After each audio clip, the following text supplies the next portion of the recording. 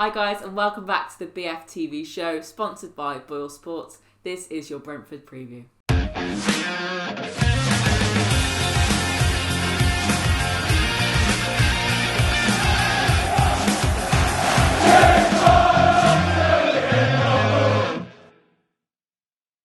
So before we get started, guys, please don't forget to like the video. If we can try and get up to 60 likes on this one, that would be fantastic. Comment all your thoughts down below in the comment section. Let us know what you think ahead of our match against Brentford tomorrow. And subscribe to our channel and turn the notification bell on so you don't miss any of our uploads. I promise we are working very hard to get everything out on time now.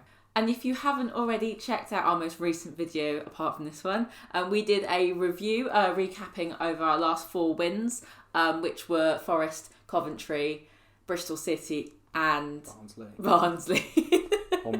And Barnsley.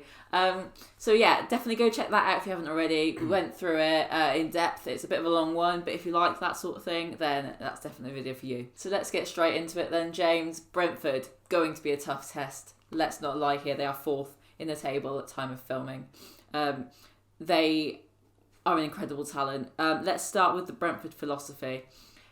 I know you're a big fan and you've done a lot of reading on Brentford for a very long time now. Tell us a little bit about their philosophy, give us a little bit of a history and explain to us now why it's working so well. It works because it's hard to argue against it.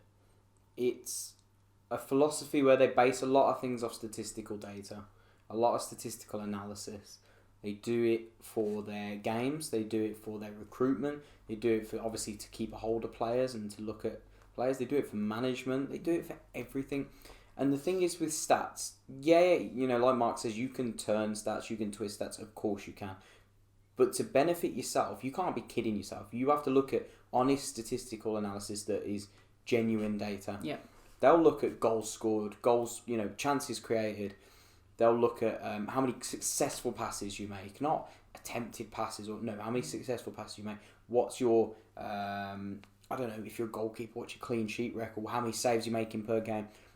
All of that you can't argue against. And it was testament to that when Blues went there at the start of the season and we, don't get me wrong, we won a game and football at times doesn't work off statistical analysis sometimes. But 8 times out of 10, it will. It's like with recruitment, you'll get 8 out of 10 will be good. You'll get 2 that maybe just flatter to deceive. Yeah. Blues won 1-0. Blues had 1 shot on target. Brentford had 19 shots or something stupid like that. They hit the bar twice. Yeah. Lee Camp made 3 one-on-one saves. Crazy. They could have been 5 up. On another day, we'd have been 5 down. Yep. I'm not having to go at Blues here. This is talking about Brentford first of all, and they're very, very good at what they do. They were very unlucky that day. They should have won that game, really. Yeah, we shoulda, woulda, coulda. Obviously, football is a game of what ifs and and buts. But they've gone on to reach 3rd in the table, and it's testament to eventually it will work. You can't argue against it. It worked for them last season, and then they had a big injury crisis. They let their manager go. And obviously they sell players every year. And this year they haven't sold players. This is the year they finally said, we don't need to sell. Usually they'll go, fine, we'll make a big profit again this season. We'll finish in a nice position, maybe hit the playoffs and go again next season. And they'll do the same. And okay, that's not great for some fans, but they're still winning a lot of games and finishing close to the playoffs. This year they're looking to get promoted with the new stadium. That new stadium's been funded by this strategy, basically. They're not owned by mega millionaires. Or billionaires or whatever, but that's how they're so good, and that's how they've got these players that they've got that we'll go on to talk about. But obviously, and then they have the philosophy of football where they want to play nice attacking football, like Blues are trying to do. They play possession based football. They're very fluid. They've got players that are all very technical. From the back line to the front line, the goalkeeper has to be good with his feet, and they've got all of that down to a T. But that has taken them 5 years in the Championship to reach that point. Never mind coming up from League One like they did, and they'd started that process from there. And if Blues want to do it, it's going to take a couple of years to reach a good standard. We'll get there, and I'm seeing the fruits of the labour now. Very small bits, and the summer will get better, and we'll get better next season. But big fan of Brentford, not big fan of their fan base. I want to make a statement right now. I got nothing against them as such, but they seem to pick a fight against us all the time. And I actually listened to the Besotted podcast a little bit earlier, and a lot of their fans in the interview were saying that they've got nothing to worry about playing us on Saturday. I think that arrogance is partially what lets them down. You clearly haven't looked at the form table. We're sitting top, from the last 6 games, unbeaten in 9. I'm not saying they can't win, but to say you've got nothing to worry about is quite insulting. I think the proof will be in the pudding on Saturday, and when they probably see how we go about things these days. We've had a big change this season, but we'll get onto that when we talk about Blues in this video. So as you've touched on previously, we played Brentford last time and we won. Yeah. But it wasn't the most convincing performance by us, and it very much could have been a completely different story. However, the teams have completely changed, I think, especially from a Birmingham side. Both, yeah. But Ben Rama's now playing. He wasn't playing originally in that game because they thought he was going to go and leave and go elsewhere. But what do you think are the main changes on both sides going into this game? Starting from Brentford's side, I think they've changed shape. I think they played a 3-4-3 that day, or a 5-2-3, whatever you want to call it. I think they go to a back 4 now. I think they still do play the back 3 at times, but they'll vary it. But the main threat is obviously the front 3 of Ollie Watkins, who played that day. But the 2 wide players are completely different side. Ben Rama, who for me is the best player in the Championship this season, without a doubt, didn't play that day. And also Mbueno. Apologies if I butchered that name, but he's also a very, very good winger. Reminds me a little bit of Jeremy Bella. A little bit. I actually think Bella's a little bit better, if I'm being brutally honest, but he's still a very good winger. And Bella's the kind of player that would fit in to Brentford's front 3. Yep. Very much technical player, very good eye for goal, great, obviously creating as well. And I think, we don't have many players that would fit in Brentford's team, if I'm being perfectly honest. But, him, Crowley probably would, Max probably would, other than that. Yeah. But, it goes to show that we are building something here and we've got a lot to build on. So, I don't know if you agree with me, but on our side, change-wise, obviously we went with the 3 at the back. 5 at the back that day definitely was not a 3 at the back. It was 2. I think that when we had that set up, it was very, how to be polite about it? Negative. Yeah, it wasn't great. It almost... Well, you can just tell by the score lines from the games after the Brentford game, the 3-0 losses, and it just wasn't good enough. And we weren't familiar with it enough. We weren't, and we couldn't play something that we didn't know how to play. And plus, I don't think our players suited the style. Seddon worked well in it.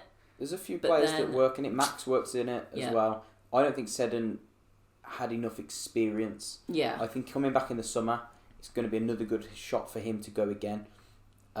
But he'll never get in over Pedersen. At the minute, he's going to really struggle. But obviously we won't touch on Peds where he'll, if he goes. He's staying. we won't talk about that. But yeah, we went with the 3 at the back that day. And obviously, I like the idea of playing 3 and 5 at the back. It will work if you know how to use it. We simply didn't have the time to do it. And we have changed a lot since then. A lot of different players, different faces in there. Obviously, Sunjic only played 20 minutes that day. Yeah. Obviously, we didn't have Bella, we didn't have Hogan. Crowley is playing a much different role to what he played that day. So we've got a different setup, and the way we play is much more compact and resolute and a lot more Birmingham City style. I think we can still play this fluid system, but we do it in our own way. We'll use this 4-4-2 and make it our own. Yeah. It doesn't have to be a Gary Monk 4-4-2. It's not a Gary Monk 4-4-2. No. It's very different to the way he played it. And like we said, we are 2 teams that have both transitioned throughout the season, both changed our ways, both changed personnel, and a good opportunity now to prove to them, and they can prove to us who should be coming out on top. If we come out on top in this, then that is a big statement to the league. If we manage to win this, then somebody asked in the comments earlier, is playoffs still a realistic expectation? If we win this, I'd say we could still make it. big statement from me. I know agree. me. I don't make calls like that. But if we win, we're 6-7 points away with a good run of games to go still. The form we're in, even if we don't lose it, I'd say we're still going strong. But it's our biggest test on Saturday of the run we've been in, the 9. Yeah. This is our biggest test. Forest was a very big test and we come through it. This is another big test. These worry me more than Forest worried me. Yeah, and me.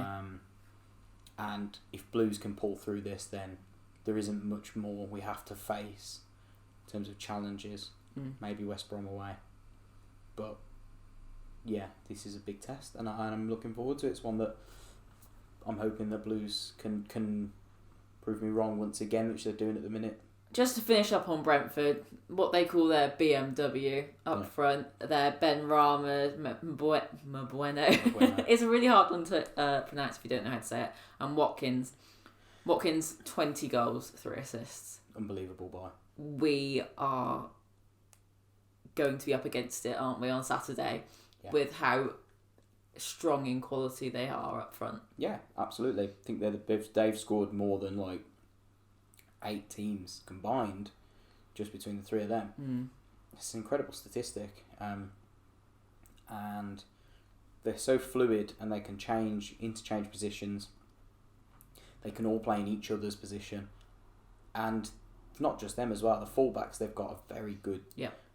Rico Henry especially, one I watched at Walsall a long time ago. Good player. And the midfield as well. They've got a real good... sort of Dalsgaard and Jensen in midfield and De Silva.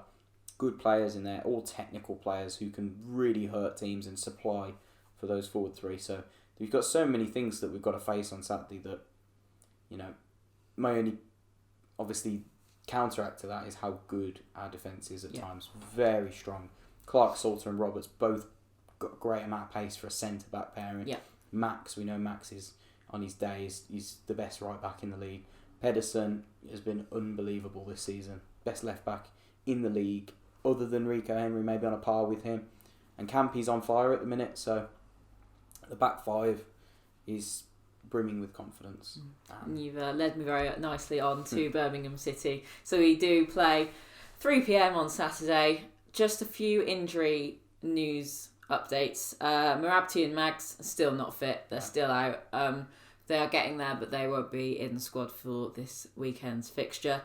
So let's go on to Blues. The last few games we've been on a fantastic run, but going into this game, like you said, it's going to be tough. But let's get your lineup and your score prediction. Wow, it was interesting to get Crowley back on Tuesday night. Didn't get an inkling of that. Good to have him back. Good option. I'm sure we'll need him at some point on Saturday to bring off the bench. I'm sure he'll come off the bench. And also, in the paper I read today, is that Kifton Bell could be on the bench for this one because Pep said he's ready to come back in, possibly on the bench. Either him or Boyd Muntz will be on the bench on Saturday, is what I've said. So good to get 1 or 2 numbers back. If we can get the other 2 back as well, we've got a squad capable of going for the rest of the season now. Still a striker short, but we'll miss over that. You can't, and it's a bit of a boring one for me, but same team. How can you change it? What with? Oh, sorry, no, other than Bellerin for Montero. Sorry. You knew what I was thinking. Yeah, you weren't happy with Montero. I was happy in the fact that I wanted Bella rested on Tuesday night, sorry. Other than that, obviously, it was obvious why he's not going to pick Montero over Bella for quality reasons. It was because he needed to have a rest and we wanted him in full form for this fixture. Yeah, and to give Montero his fair dues, it was a cold Tuesday night in Barnsley. It was cold and it was snowing and it was blistering and it's just not his condition. I'm sorry, it's not his game. He won't perform in that. I said to you before kickoff, said to you and Joe, he's not going to perform. No. He won't perform and he didn't because it's never going to suit him. It was a rough and tumble game. It wasn't one for him and, he's still an option off the bench. He's got a great amount of pace. I think he's a player. You bring him on for 20 minutes, stretch defences, and it gives us a completely different outlet. Go wide and cross the ball in and get the 2 forwards on it. But, Bella needs to come back in. Other than that, unchanged for Blues. And let's keep the balance in this team going and the momentum in full swing. And the score prediction? Don't ask me that. I said 1-0 when it was half time at 0-0. I said on Joe's vlog that it'd be 1-0 to Blues, and sure enough it was. So I don't know. Something in my gut says 1-0 Blues. It's just one of them. Like, they've got such a good forward three, and they don't stop scoring, and yet I just feel like we'd shut them out. It'd just be something the Blues will do. You know what I mean? Yeah. Like, won't be a pretty performance. We'll grind it out again. They will probably batter us in terms of possession and attempts, but you know, it's one of them games where you just feel like we did against Forest. Yeah. We just, you know, is to speak shit ours teams, you know. And that's what Blues do. And you know, I don't usually, you know, people moan at me for being negative, but I feel a 1-0, and that's me being positive for once. So give me my credit, would you, for once? I'm gonna go with a 2-1 Blues. You're usually right, so it's fine. I'm getting them. I'm getting them quite nice at the moment. Tuesday? Oh, I said 3-0. So I was trying to be positive, but it's still a win. It's still a win. You think we'll score 2 goals? I genuinely not that we don't look like it, but I think they've been very good at the back as well this season. Yeah, but I think we can do it. No, that's fair. The same with Forest. I think we can do it. Fair enough. So a few of the comments from you guys so far on the review show. John Smith says his playoff's still a possibility. Like I've said, I think it all rides on this game. We lose it, no chance. But we can still finish really strongly this season. And that'd be great. Anything in the top half, top 12, I am over the moon with. It'd be a great season. We build next season. If we win this, I don't know. Sky's the limit. You'd be pretty much on the same wavelength. I completely agree, actually. Yeah, I think that if we manage to beat Brentford, that really shows about how resilient we've been and the calibre of our team and what we can actually do when our team has finally clicked. I think we thought it clicked against Borough at the earlier part of the season, but actually I think since Blackburn we have clicked. We've finally found that formation that really works for us game in, game out, top of the form table, and I don't think that if we win this, there's no stopping us. No, I agree. We'll keep going. Yeah, absolutely. And then finally from Engelman Blue Nose, he says it's a development that sometimes where necessary has been subject to tactics against the opposition, but you can't deny the progress of the squad under Pep, and the fact that we have the likes of Scott Hogan now, in brackets, the missing link, he's most definitely down to him, KRO. And he's right, yeah. The disappointing thing for most of the season is that it's been there. We've shown so many glimpses of what we can be and what we do, and I think that, like I've said previously, the injuries have been a big issue for Blues this season. But also, I think that's part to squad depth. We know that you're going to lose players throughout the season through injury, through suspension, whatever it may be. You have to have a decent amount of backup to cover for short term. And Blues haven't had that, and I'm hoping that in the summer we've got, like Brian Dick said in a Birmingham Mail article, we've got a massive rebuilding process. There's so many going back on loan, like Clark Salter and Montero and Hogan at the minute, and we've got so many out of contract, like Magoma. Who else is out of contract? Kiftенbeld, I think possibly. So, yeah. There's like 7 or 8 out of contract. We're left with a squad of about 10 first teamers. That's not without the youth players. We need at least 18 in the summer then. Yeah, we do. At least. A squad of 18, and then you bring some of the youth through again to fill that out. And you've got a decent squad then. But, you know, Blues have got a big rebuilding process in the summer. But he's right, the progress under Pep. And I think that, I'll go on record and saying it now, that regardless of the results between now and the end of the season, we can't sack Pep. There wouldn't ever be any talk of it now. We need to finish the season, regardless if we go on a 5, 6, 7 game losing streak, and because we've seen enough now to show that there's something there, and we just give him till the end and let him build again in the summer, and we'll go again. And obviously, if it's not working next season, we come back to it and have another look. But we've got to give him a fair crack now and let him carry on with what he's doing, because he clearly seems to have, hit the nail on the head with something, and seems to have found a bit of a formula. So yeah. Completely agree. Thank you very much, guys, for tuning in for this week's preview show. Don't forget, if you haven't already, guys, hit the like button. If we can hit 60, like we said, that'd be great. Leave your comments down below, and obviously we'll talk about them next week in the show, and obviously go over some of the talking points. Let us know your team, your score prediction Obviously, let's see if anybody gets that one right, and we'll shout you out in the next one. If you do get it right, let us know the goal scorers, if any. And let us know your thoughts, obviously, going into this one. Like we said, the two teams, very different to what was at the start of the season. Two teams, obviously, Blues trying to follow on, have a similar light to what Brentford do. Do you think it's going to work? Do you think it's the right way that Blues should be going forward? Let us know in the comments down below. Subscribe if you haven't already, and we'll catch you in the next one. Keep right on. Keep right on, guys.